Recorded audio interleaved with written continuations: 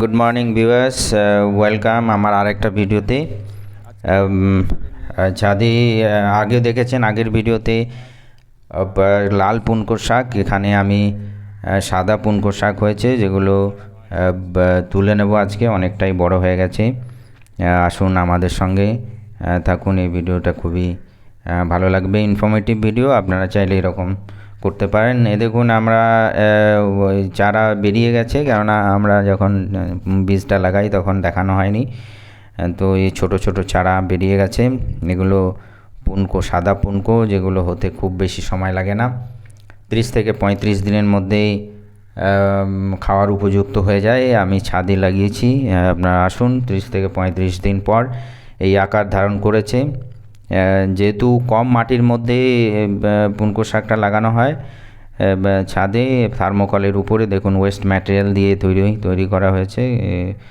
তো একটু বেশি বড় হলে শাকগুলো শক্ত হয়ে যাবে। তো আজকে যথেষ্ট বড় হয়েছে, আমরা তুলে নেব পুরোপুরি। ছোট বড় যে সময় যতগুলোই আছে সব তুলে নেওয়ার চেষ্টা করব। আমাদের সঙ্গে থাকুন, খুব ভালো লাগবে। আর আপনাদের কেমন লাগছে অবশ্যই জানাবেন কমেন্ট করে। আর আপনারা এভাবেও ছাদে কিচেন ওয়েস্ট দিয়ে আপনারা চাইলে লাগাতে পারেন। যদি নিজেই শাক সবজি কিছু কিছু ছাদে করা যায়, সেটা খুবই আনন্দের ব্যাপার, যেটা আমি খুবই আনন্দ উপভোগ করি। আপনাদের নিশ্চয়ই ভালো লাগবে। তো দেখা যাক, তুলে না হবে শাকগুলো। দেখুন যথেষ্ট বড় হয়েছে। আমি যেহেতু আমার এক হাতে ক্যামেরা আর এক হাতে তো ভিডিওটা হচ্ছে, সো আমরা এই পুরোপুরি শিকড় সমেত তুলে নিচ্ছি। শিকড় সমেত তোলার সময় পুরো মাটি ধরে যাচ্ছে, দেখুন মাটি ধরে যাচ্ছে। না হলে কেটে নেয় ভালো, আপনারা চাইলে কেটে নিতে পারেন। খুবই সুস্বাদু।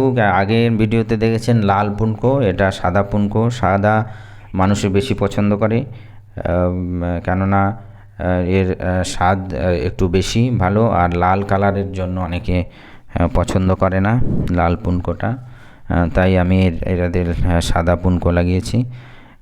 আশা করি আপনাদের ভালো লাগছে, আমার তো খুবই ভালো লাগছে। Please comment and subscribe my channel.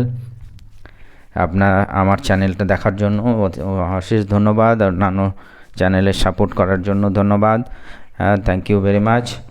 তো দেখা যাক, পুরোপুরি তুলে নেওয়া, কিছুটা তুলে নিয়েছি। খুবই সতেজ।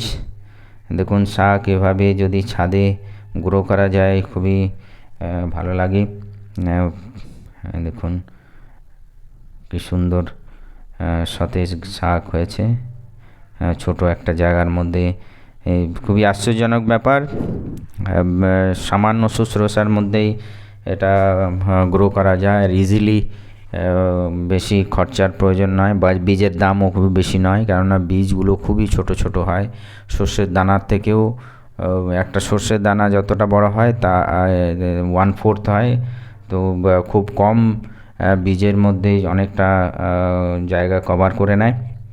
দেখুন আমি তুলে নিয়েছি শাক, আর কিছুটা বাকি আছে, পুরোপুরি তুলে নেব।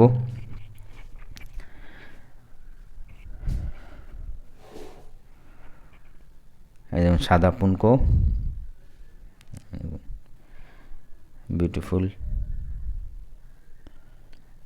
এই শাক পুরো শুধু পাতা নয়, আপনার ডান্ডিগুলোও খাওয়া যায়, যেহেতু স্টেম যেগুলো হয় সেটাতেও খুবই পৌষ্টিক শাক, আর খুবই সুস্বাদু। আর বেশি বড় হয়ে গেলে আপনার ডান্ডিগুলো ফেলে দিতে হবে। তো যেহেতু বড় হওয়ার সুযোগ না দিয়ে আর একটু আগে তুলে নিলে আরও ভালো হতো, কেননা এটা একটু মনে হয় বড় হয়েছে, কিছু কিছু বেশি বড় হয়ে গেছে, হার্ড হতে চলেছে। এখনও খাওয়া যাবে স্টেমগুলো। দেখুন মোটামুটি আমি তুলে নিয়েছি পুরোটাই। তারপর যে শিকড়গুলো লেগে আছে ওগুলো কেটে নেব।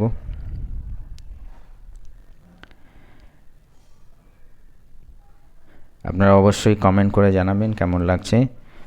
আর আমার ইনকামিং ইন ফিউচার যেগুলো ভিডিও আসছে দেখতে থাকুন। যেহেতু এটা ব্লগ চ্যানেল, সো আমি বিভিন্ন রকমের ভিডিও দিতে থাকি। এই দেখুন আমি শিকড়গুলো কেটে নিয়েছি। Thank you very much, subscribe much.